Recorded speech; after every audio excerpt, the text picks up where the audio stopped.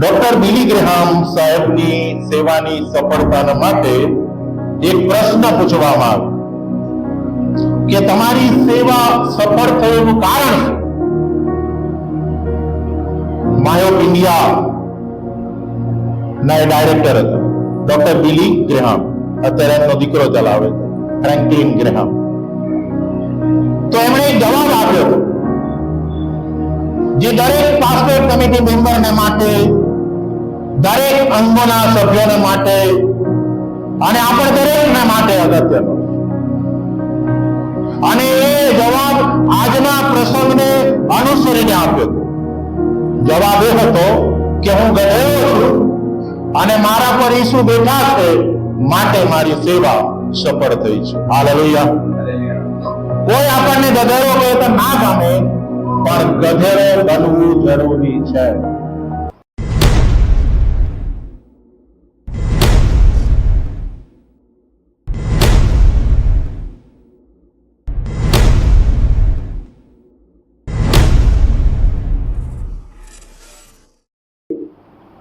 પ્રભુ અમે આભારી છે આજના વચનો સમજવા અને શીખવાને માટે.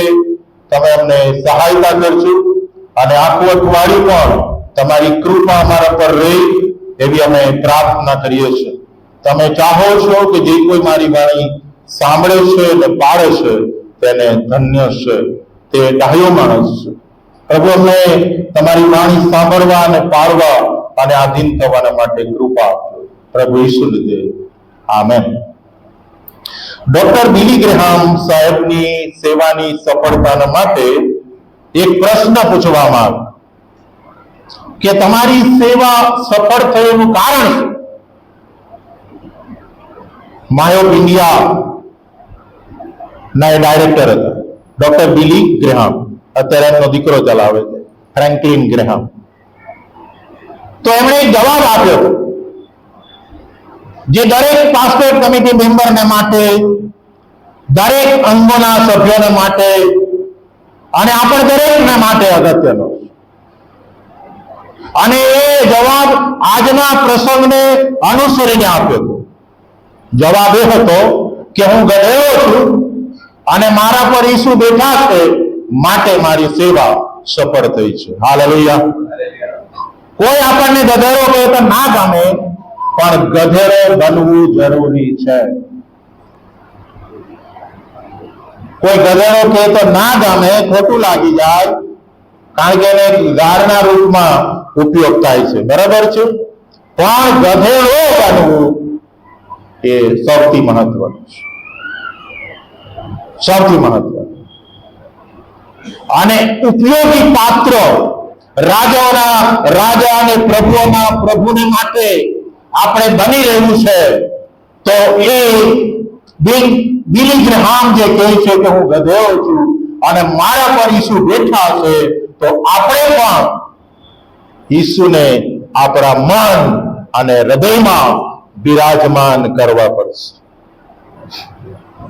મન અને હૃદયમાં રાજાઓના રાજા અને પ્રભુઓના પ્રભુને બિરાજમાન કરવા પડશે.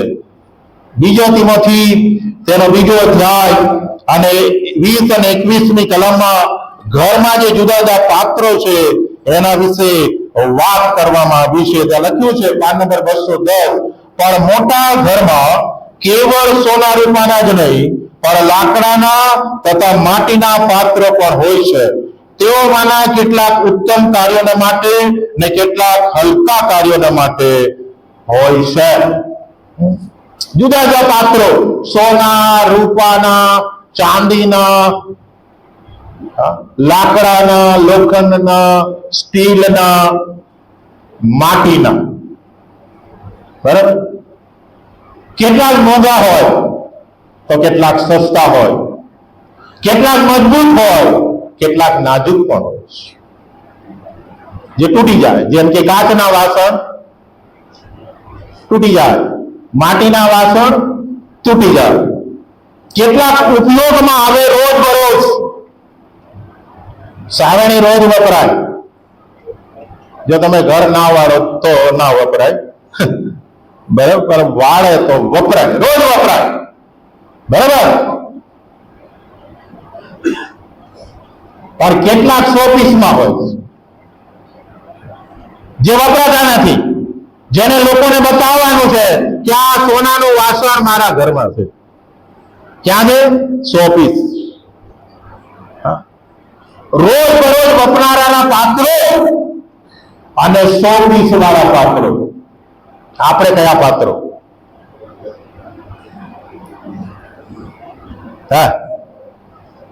આપણે કયા પાત્રો? વિચારવાનું. અહીંયા લખ્યું છે 1 કોરિન્થીમાં કે ઘણા જ્ઞાની, ઘણા પરાક્રમી અને ઘણા કુલીનો એટલે કે મોટા મનાય માનસ્તાન વાળા એમને પસંદ કર્યા નથી. પણ જે નિર્બળ છે, મૂર્ખ છે, જેમને કોઈ વિશ્વાસ નથી, જેમને ધિક્કારવામાં આવે છે, એવાને પસંદ કરવામાં આવે છે.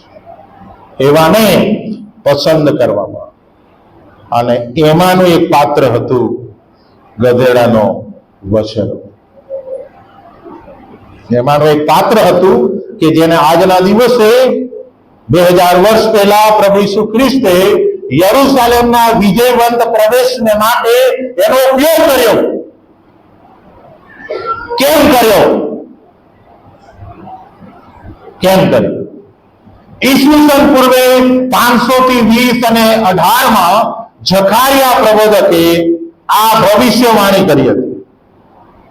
પ્રભુ ઈસુ ખ્રિસ્તના આવ્યા પહેલા જકારિયા 9 અને 9 કે વિજયવંત પ્રવેશમાં પ્રભુ ઈસુ ખ્રિસ્ત કયા પ્રાણીનો ઉપયોગ કરશે, તો એના વિશે લખ્યું છે 9મી કલમ કે હે સિયોન પુત્રી બહુ આનંદ કર, હે યરુશલેમની પુત્રી જય પુકાર કર, જો તારો રાજા તારી પાસે આવે છે તે ન્યાયી તથા તારણ સાધનાર છે, તે નમ્ર છે અને ગધેડા પર આ કોલા એટલે ગધેડીના વછેરા પર સવાર થઈને આવે.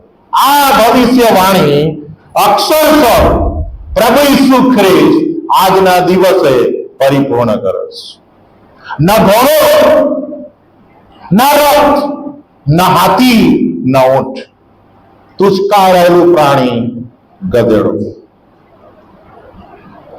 તુચકારેલું પ્રાણી જેનું કોઈ માન નથી, જેનું કોઈ સ્થાન નથી,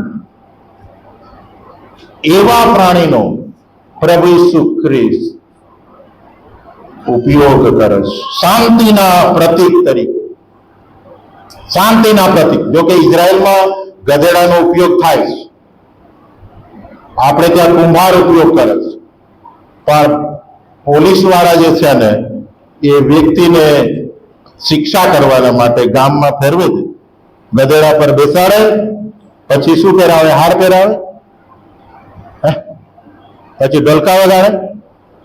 જો આને કેવા પરાક્રમી કામ કર્યા છે, જો રાજા આવે છે, ના, એનું મોડું કાળું કરે, એને ચંપલના હાર પહેરાવે બૂટના, અને આખા ગામમાં ફેરવે. તો આપણને ગધેડા પર બેસાડવામાં આવે તો આપણને કેવું લાગે? મેં તો આ રાજુભાઈ લોકોને કહેતો દાવત સુધી ગધેડું લાવજો તો બેસીને આવું, કાર નહીં લાવ. આપણને બેસાડે કેવું લાગે? તમે કહો. તમે વરરાજાને બેસાડી દીધો હોય તો પેલી રાણી આવે નહીં.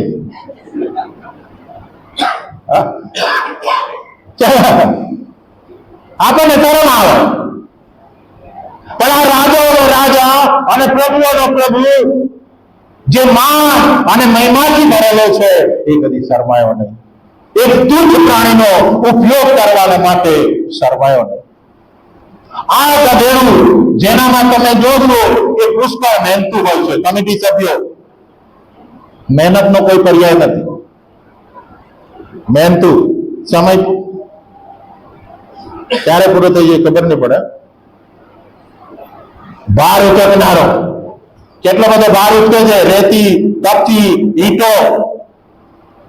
આપણે ભાર ઉચકીએ ને એકબીજાના ભાર ઉચકો. दुनिया શું માને છે? टेंशन लेने का नहीं देने का. हाँ, दुनिया दाऊ माने અને આ ગધેડો તો ભાર ઉચકે છે. હા, આપણે એકબીજાને બહાર ઉચકીએ, એટલે આપણે પોતાને ઉચકીએ છીએ કે બીજાને બોજરૂપ કરીએ? જોવાનો 250 ની બાઈક પેટ્રોલ કોણ પુરાવે? 50,000 નો મોબાઈલ રિચાર્જ કોણ કરે? જોકે ઘણા બધા જુવાનો લાખો કમાય છે, બહુ વાંધો નથી, પણ બહાર રૂપ નહીં બનીએ, બોજરૂપ નહીં બનીએ. આ ગધેડો બોજ ઉચકે છે, સહન કરે છે. સહન આપણામાં કેટલી સહનશીલતા છે? એને તો ડફણા મારવામાં આવે, એ એના માલિકને વફાદાર છે. જે કિલ્લે બાંધેલો છે ને ત્યાં જઈને ઉભો રહેશે, બીજા કિલ્લે નહીં જાય. એ માલિકને વફાદાર અને વિશ્વાસુ છે, ઉત્સાહી છે. અને આ મહત્વના લક્ષણો ગધેડામાં છે. હું કઈ ઘોડાની વાત નથી કરતો, તુષ્કારેલા પ્રાણીની વાત કરું છું, જે નકામું છે પણ એનામાં આટલા બધા ગુણધર્મો છે. અને એવા તુષ્કારેલા પ્રાણીનો પ્રભુ એની સેવાના માટે, એના રાજ્યની માટે, એના કાર્યના માટે ઉપયોગ કરે છે. પ્રભુ ઈસુ ખ્રિસ્ત યરીકોમાં હતા, ઝાંકી સાથેની મુલાકાત, બાર્તિમાઈનું સાજાપણું, અને હવે યરીકોથી ક્યાં જઈ રહ્યા છે? યરુશલેમ. જો ઇઝરાયલ ગયા છે તો એમને ખબર છે યરીકો ક્યાં છે, અને પછી યરીકોથી ઇઝરાયલ યરુશલેમ કેટલું આવ્યું અને કેટલા ડુંગર છે. બેથફગે ક્યાં આવ્યું, બેથાનિયા ક્યાં આવ્યું. આ બધાની મુલાકાત પાછલા સમયમાં હું ગયો હતો ત્યાં લઈને આવ્યો. ઇઝરાયલમાં અભ્યાસને માટે જ ગયો હતો. અને તમે જોશો પ્રભુ ઈસુ ખ્રિસ્ત યરુશલેમથી યરુશલેમ જઈ રહ્યા છે, અને બેથફગે ત્યાં લખવામાં આવ્યું છે 11મા અધ્યાયમાં, જે ગામમાં ગધેડો હતો. શું લખ્યું છે? લખવામાં આવ્યું છે કે જૈતુનના પહાડ આગળ બેથફગે તથા બેથાનિયાની પાસે આવ્યો છે, ત્યારે તે પોતાના શિષ્યોમાંના બેને આગળ મોકલે છે અને તેઓને કહે છે કે સામેના ગામમાં જાઓ. યરુશલેમમાં વિજયવંત પ્રવેશ કરવાના માટે પ્રભુ ઈસુ ખ્રિસ્ત આ વછેરાનો ઉપયોગ કરે છે. ઉપયોગી પાત્ર બનવાના માટે મારે શું કરવાનું? રાજાઓના રાજા અને પ્રભુઓના પ્રભુને માટે, એની મંડળીને માટે, એના રાજ્યની વૃદ્ધિના માટે, એના ઉપયોગી પાત્ર બની રહેવાના માટે મારે શું કરવું પડે? આ વછેરાએ શું કર્યું? આપણા માટે બહુ મહત્વનું છે. પ્રથમ બાબત, જો આપણે ઉપયોગી પાત્ર બનવું છે પ્રભુને, તો આપણે બંધનમાંથી છુટકારો સૌથી પહેલી બાબત છે. બંધનમાંથી છુટકારો. કયા પ્રકારના બંધનની વાત? માર્ક 11 અને બીજી કલમમાં લખવામાં આવ્યું છે કે તમે ત્યાં બેસશો કે તરત એ ગધેડાનો વછેરો, જેના પર કોઈ માણસ કદી બેઠું નથી, એવો તમને બાંધેલો મળશે, તેને છોડી લાવો. ઉપયોગી પાત્ર ત્યારે જ આપણે બનીએ છીએ જ્યારે આપણને બંધનમાંથી છુટકારો મળે. આ વછેરો ત્યારે ઉપયોગી બન્યો કે જ્યારે એ બંધનમાં બંધાયેલો હતો, એમાંથી એને છોડવામાં આવ્યો. ચાલો, છોડવું, છુટકારો, આ સૌથી મહત્વની વાત છે. અને એક 4 બાબતો બને છે આ ગધેડાના માટે. એક તો એ બાંધેલો હતો, એને છોડી લાવવાની વાત કરી, એને છોડ્યો, એને ઈસુની પાસે લાવ્યા, એના પર લુગડા નાખ્યા, અને પછી ઈસુ એના પર બેઠા. આટલી ક્રિયા થઈ. બરાબર? બંધનમાં હતો તો શું કર્યું? છોડ્યો. છોડ્યા પછી શું થયું? ઈસુની પાસે લાવ્યા કે જે એનો ઉપયોગ કરવાના હતા. પિત્તરની પાસે નથી લઈ ગયા. યાદ રાખો, યોહાનની પાસે નથી લઈ ગયા, ઈસુની પાસે, જેનો ઉપયોગ કરવાનો. પછી બીજી બાબત એના પર કરવામાં આવી, લુગડા નાખ્યા. કારણ કે ગધેડા પર કોને બેસાડવાના હતા? કોઈ સામાન્ય રાજા બેસવાનો નહોતો. રાજાઓનો રાજા અને પ્રભુઓનો પ્રભુ બેસવાનો. ન્યાયીપણાના વસ્ત્રો. જો પ્રભુ ઈસુ ખ્રિસ્તના રક્તમાં જ્યાં સુધી આપણે પાપની માફી પામતા નથી, એ શેતાનના બંધનમાંથી કે મરણના બંધનમાંથી આપણે છુટકારો પામતા નથી, ત્યાં સુધી ન્યાયીપણાના વસ્ત્રો કદી પણ મળતા નથી. ગમે એટલા સારા કપડા પહેરીએ, સૂટ બૂટ, સારી સાડી, 1000 વાળી, 5000 વાળી કે 50000 વાળી, બહારથી સારા દેખાઈશું, અંદરથી નહીં. પર્સનાલિટી ડેવલપમેન્ટમાં ઘણું બધું હોય છે, પણ ઇન્ટરનલ પર્સનાલિટી ડેવલપમેન્ટ એ પ્રભુ જ કરી શકે છે. હાલેલુયા. અને આ ગધેડાને છોડ્યો, ઈસુની પાસે લાવવામાં આવ્યો, એના પર વસ્ત્રો પાથરવામાં આવ્યા, અને પછી ઈસુ બેઠા. શું આપણામાં આ ક્રમ થયો છે? ઉપયોગી પાત્ર બનવાના માટે પાપ, મરણ અને શેતાનના બંધનમાંથી છુટકારો પામવા આ પ્રાથમિક જરૂરિયાત છે. પ્રાથમિક જરૂરિયાત છે. પાપને સાથે લઈને રાજાઓનો રાજા અને પ્રભુઓનો પ્રભુ જે પવિત્ર છે, જે આપણી પાસે પવિત્રતા માંગે છે, એના માટે ઉપયોગી બની શકતા નથી. અને માટે બીજો તિમોથી 2 અધ્યાય અને 21મી કલમમાં લખવામાં આવ્યું છે, પાન નંબર 210, એ માટે જે કોઈ પાછલાથી પોતાને દૂર રાખીને શુદ્ધ રહે, તો તે ઉત્તમ કાર્યને સારું, પવિત્ર કરેલું, સ્વામીને ઉપયોગી તથા સર્વ સારા કામને માટે તૈયાર કરેલું પાત્ર થશે. પાછલાથી શુદ્ધ. હા, આપણું જીવન ભૂતકાળ બન્યું છે કે વર્તમાનમાં? હા, હું આવો હતો, આવી હતી. હા, હતો લાગ્યું છે ભૂતકાળ કે ભાઈ વર્તમાન જ ચાલે? હતો જ છો જ.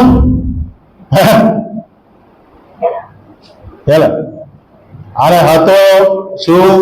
તો ઇઝરાયલ જઈને ડૂબકી મારો ને તો કઈ નહીં ફેર પડે. યર્દનમાં કેટલાક લોકો શોખ થાય છે, કેટલાક સ્વર્ગમાં પરણવા છે. આપણા લોકોને બહુ બધા શોખ થાય છે, જાત જાતના, જેમ શાસ્ત્રી પરોસીન થતા હતા.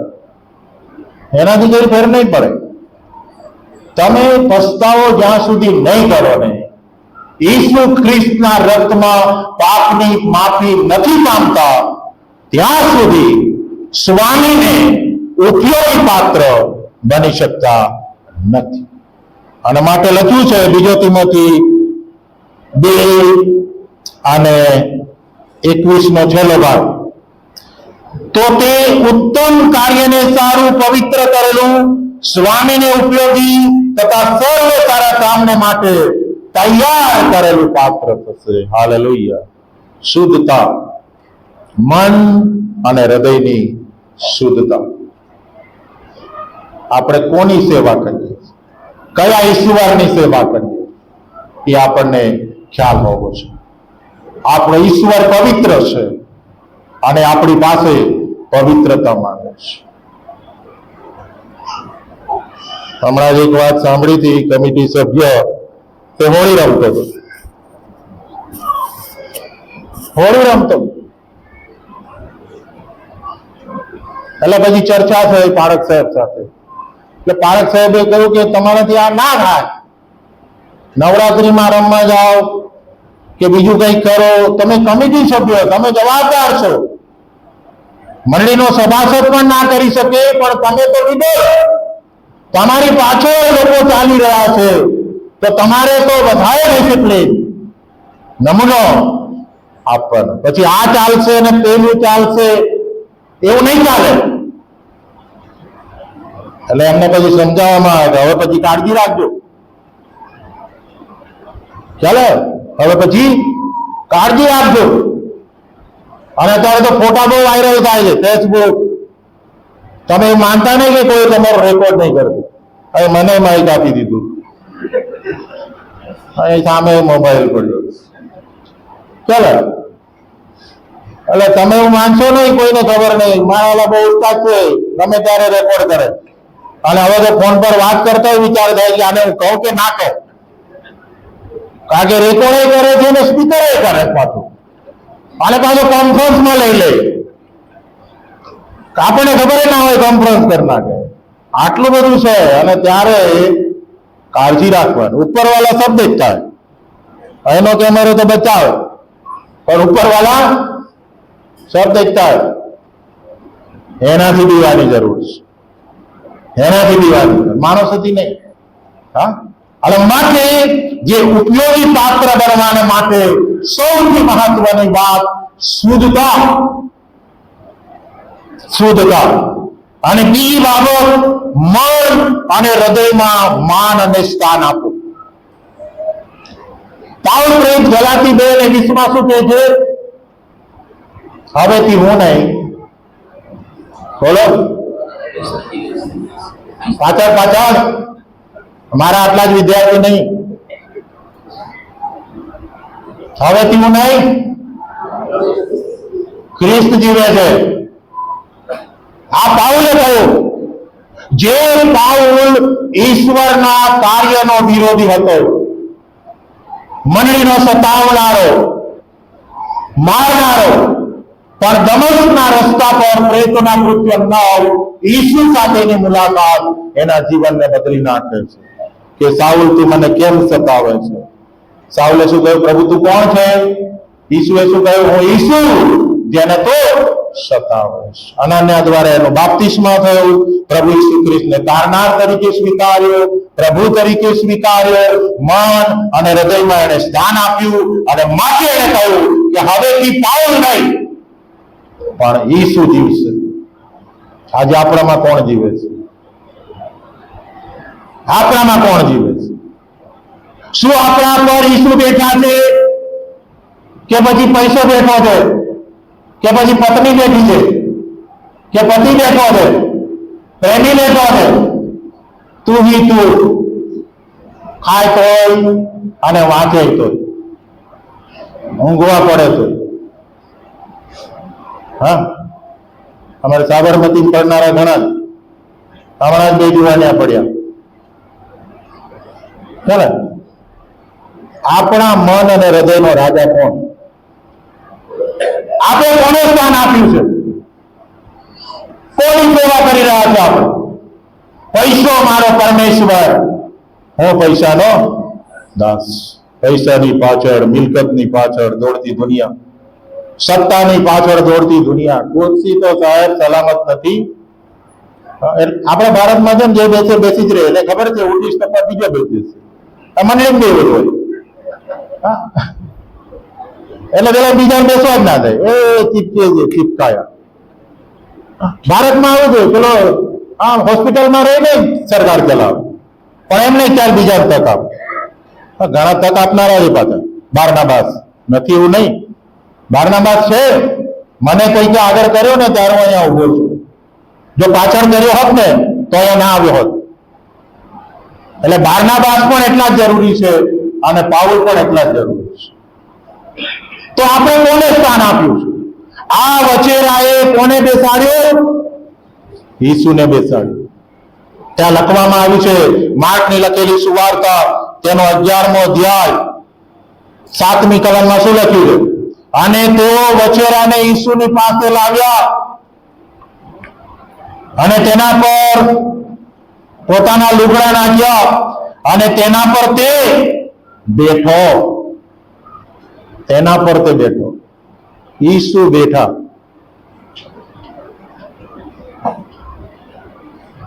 ત્રીજી જે મહત્વની વાત છે ને, એ સૌથી મહત્વની, વછેરાની ડિસિપ્લિન. વછેરાની ડિસિપ્લિન, શિસ્ત. આ શિસ્ત છે ને બધાને નથી ગમતી. જે ટીચર મારે ને, ડિસિપ્લિન માંગે ને, એ વિદ્યાર્થી ઘણા વિદ્યાર્થી નહીં ગમે. મેં તો મારે ને ભણાવે ને એવો ટીચર બહુ ગમે. આ ડિસિપ્લિન અત્યારે તો કોઈને કહેવાય નહીં પાદરીએ કહેવાનું, નહીં મા બાપે કહેવાનું. હા, પાદરી કહે તોય ખોટું લાગે અને મા બાપ કહે તોય ખોટું લાગે, આગેવાનો કહે તોય ખોટું લાગે, વડીલો કહે તોય ખોટું લાગે. મને કીધું કેમ નહીં? ભલાને માટે ડિસિપ્લિન. આ વછેરો તમે જોશો એ કેવો હતો? જુવાન હતો. કેવો હતો? જુવાન. એના પર કોઈ માણસ કદી દેખું નથી. એ બિન અનુભવી હતો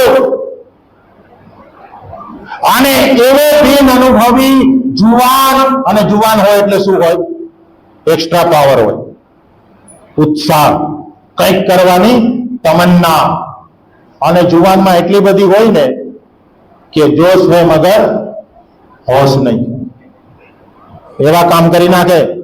જો બાપા નહીં પરણાવે ને તો નસ કાપી નાખીશ. આમ તો તીર મેં મારી દીધું છે દિલમાં, હવે રહ્યું છે નસ કાપવાનું, રહ્યો છે પંખો અને રહી છે નદી. બોલ તારે શું કરવું છે?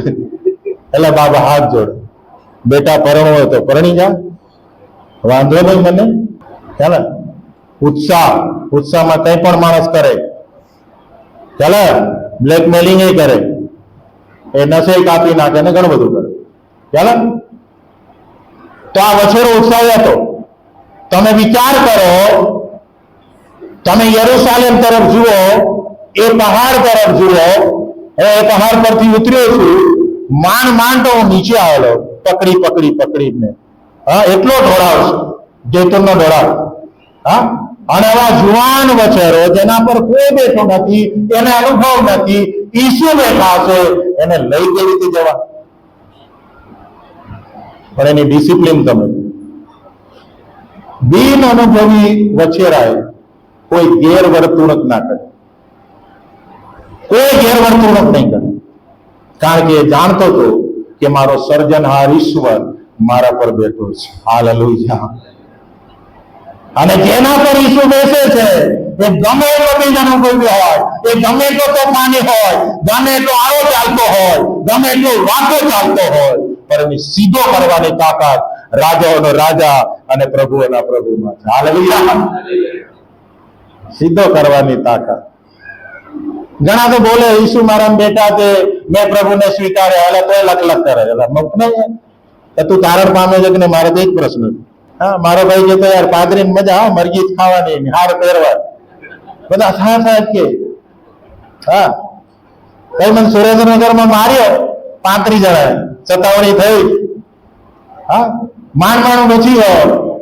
ત્યારે મારો ભાઈ કે યાર તારી સેવા અઘરી છે, તમે કે તું આવી જા. ના ભાઈ, હું તો શિક્ષક, બરાબર, લાખ રૂપિયાનો પગાર હતો. હા, લોકો પાદરીને જ માને. આને શું રવિવાર પેલા સુઈ જવાનું? એટલે ક્યારે પાદરી ખાય છે કદી પૂછ્યું છે? હા, મણિનગર હતો, પ્રભુ ભોજન આપવા ગયો હતો, 35 જણાને પ્રભુ ભોજન આપવાનું. 3 વાગે ભર બપોરે 45 ડિગ્રીમાં 2 વ્હીલર પર હું જતો.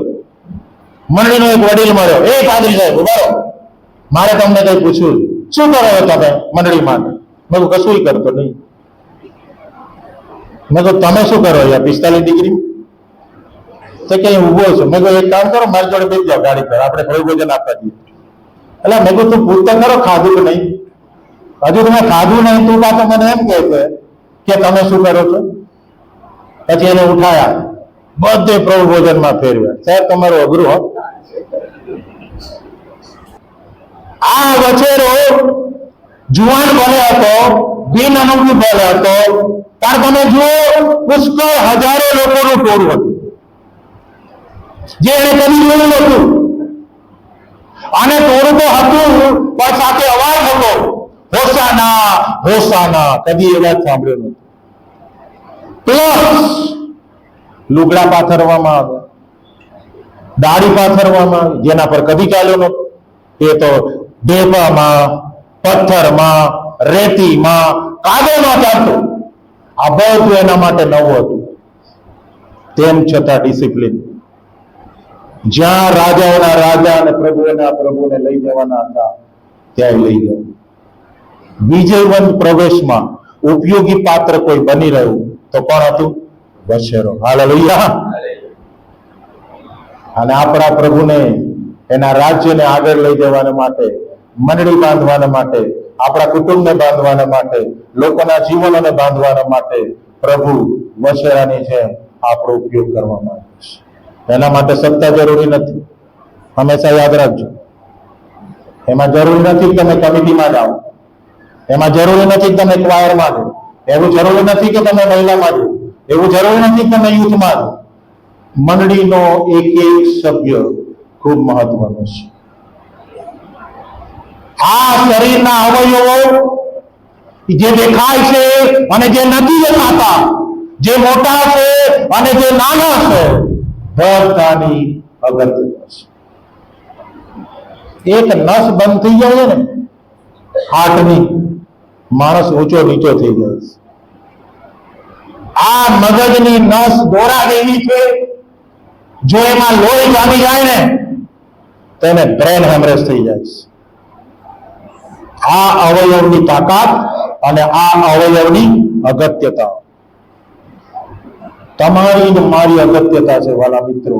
ભલે આપણે કોઈ વિસ્તારમાં ના હોઈએ પણ પ્રભુના હાથમાં જો આપણે આપણું જીવન સમર્પિત કરીએ છીએ, હું આ રહ્યો પ્રભુ, તમે મારા મન અને હૃદયમાં વિરાજમાન થાઓ. તમે કેટલું ભણેલા છો, તમે ક્યાં રહો છો, કયા પરિવારમાંથી આવો છો, કોઈ અગત્યનું નથી. હું બીટીએસ થયેલો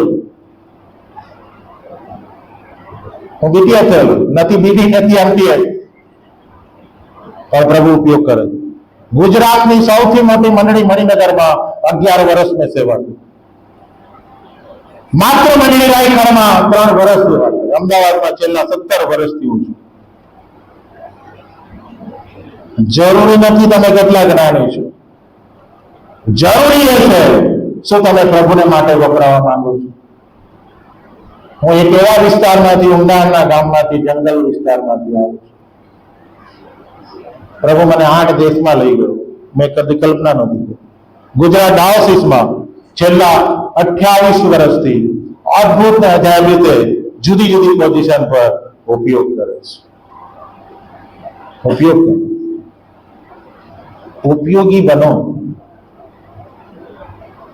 અને જે જગ્યા પર છો એ જગ્યાને તમે ન્યાય આપો. ન્યાય જરૂરી છે. આય ખાવ ને પેલું ખાવ ને પેલું પકડી લો, પેલું પકડી લો એમ નહીં. કેટલાક કમિટીમાં હોય, મહિલામાં હોય, સંડેમાં હોય અને ક્વાયરમાં હોય ને બધે જ હોય, બધે જ કરતા હોય. એટલે એમ ના હોય. આપણે આપીએ છીએ કામને. મારો એક જ સિદ્ધાંત છે, જે ગમે ને કરવા. જેટલું ગમે ને એટલું જ. દુનિયામાં તો ઘણું બધું ગમે. હા, સૌથી શ્રેષ્ઠ મને શું ગમે છે, સૌથી મજા કઈ સેવામાં આવે છે, એના પર તમે ગોળ રાઉન્ડ કરો અને એ કરીને આનંદ માણો. એ કરીને આનંદ માણો ને યાદ રાખો, માર્કની લખેલી સુવાર્તા તેનો 11મો અધ્યાય અને 12 થી 14 વચનમાં ઈશ્વર આપણી પાસે ફળની અપેક્ષા રાખે છે. સેવામાં શું જોઈએ છે ઈશ્વરને? ફળ. આ અંજીરી હતી જેને પાને આવ્યા હતા પણ અંજીર નહોતા. હવે તમે અંજીરી વિશે જો જુઓ તો અંજીરીને પાંદડા આવે ને એ પેલા ફળ આવે, અને ફળ પહેલું ફળ આવે પછી એ નિયમિત રીતે ફળ આપે. જો પહેલું ફળ ના આવે અને પાંદડા આવી જાય કદી ફળ નથી આવતું. એમાંની આ અંજીરી હતી. અને અંજીરીનું પ્રતીક ઇઝરાયલ પ્રજા. ઇઝરાયલ પ્રજાને પ્રભુએ પસંદ કરી. યોહાન 15:16 મેં તમને પસંદ કર્યા છે, નિમ્યા છે કે તમે જઈને ફળ આપો. ફળને માટે તેડ્યા છે. કયા ફળ આપણે આપીએ? ગલાતી 5:22 અને 23 પવિત્ર આત્માનું ફળ પ્રેમ, આનંદ, શાંતિ, સહનશીલતા, માયાળુપણું, ભલાઈ, વિશ્વાસુપણું, નમ્રતા અને સંયમ. પ્રભુ ઈસુ ખ્રિસ્તનું જીવન પવિત્ર આત્મા દ્વારા આપણે જીવવાનું છે. ઈશ્વરના દીકરા અને દીકરીઓ તરીકે આપણે જીવવાનું છે અને લોકો જોઈ શકે ખ્રિસ્તની સુંદરતા અને પવિત્રતા પણ દિશો મારામાં. નમૂનારૂપ જીવન, પહાડ પર વસાવેલું નગર, તમે જગતનું અજવાળું, તમે જગતનું મીઠું છો. આ જીવન આપણું હોય, ફળ આપનારા, ઉપયોગી પાત્ર. હા, ઉપયોગી પાત્ર. રાજપીપળામાં હું જયારે ભણતો હતો, એક ફિલ્મ શૂટિંગ ચાલતું ગુજરાતી, અને હું જોતો હતો. એક ગરબો શૂટિંગ થતો હતો. લીંબુ લાવવામાં આવી, લીંબુ પર લીંબુડા નહોતા, લીંબુ અને ગરબો એવો એટલે બજારમાંથી લીંબુ લાવ્યા, દોરાથી દાઢીમાં બાંધ્યા, દોરાથી આમ કરીને બાંધ્યા. એટલા બધા લીંબુ, એટલા બધા લીંબુ. અને જેને પણ પિક્ચરમાં જોયું હશે એને એવી ઈચ્છા થતી હશે કે આ લીંબુડી મારા ઘરે રોપું,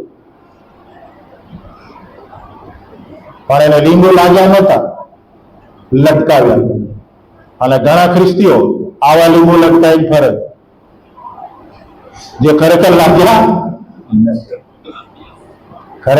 નથી. પ્રેમની વાતો કરે ખરા, પણ માફી આપે છે. આમ ભેટે ખરા, પણ હૃદય તો 5 ફૂટ દૂર હોય. ઓ મારા મિત્ર, કેટલાક તો દફન વિધિ બોરડે ટેકરી ના ઉતારવા દે. ના ના ના ના ના ના ના ના, કેમ જતા રે, કેમ જતી રે, ઉતારવા જ ના દે.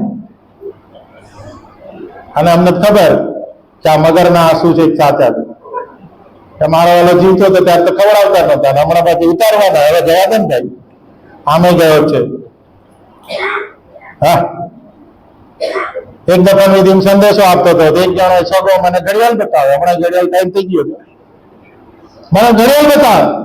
તમારે કેવું પડે ચાલુ સંદેશામાં, ભાઈ શાંતિ રાખને, આમે જાય છે સ્વર્ગમાં, કબ્રસ્તાને જાય, તમને બહાર પડે. તો પેલો શરમાઈ ગયો બિચારો. એટલે મેં કીધું સંદેશામાં 5 મિનિટ થઈ નથી, તું મને ઘડિયાળ બતાવે છે, તો આ શું સેવા કરી હશે?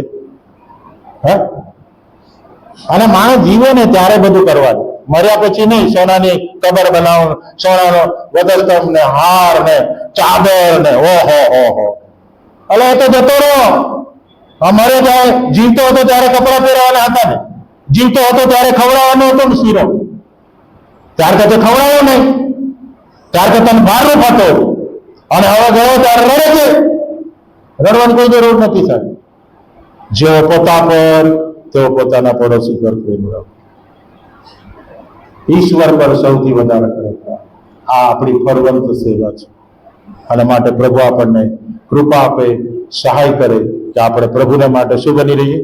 ઉપયોગી પાત્ર.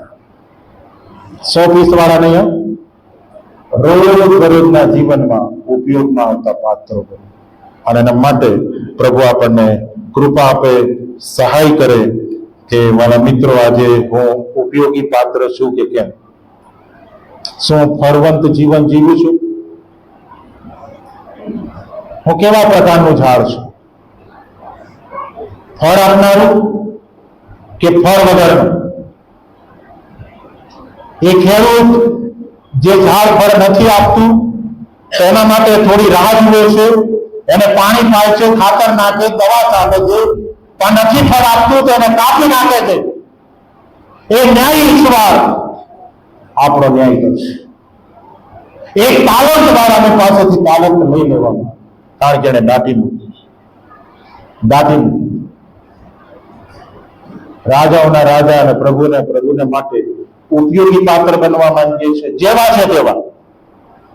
ભલે આપણી પાસે તાલંત નથી, આવડત નથી, જ્ઞાન નથી, હોશિયારી નથી, પ્રભુના હાથમાં સોંપો.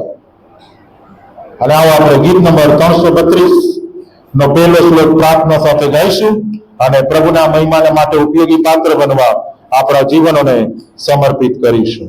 પ્રાર્થના સાથે આપણે ગાઈએ 332 પહેલો શ્લોક. પ્રભુ તું જ ઈચ્છા પ્રમાણે કર, હું છું મટોડી, તું છે કુંભાર. આપણી આંખો બંધ કરીશું અને ઈશ્વરના હાથમાં આપણા જીવનોને, આપણા તાલંતોને, આપણા આશીર્વાદોને અને આપણી સેવાઓને સમર્પિત કરીએ.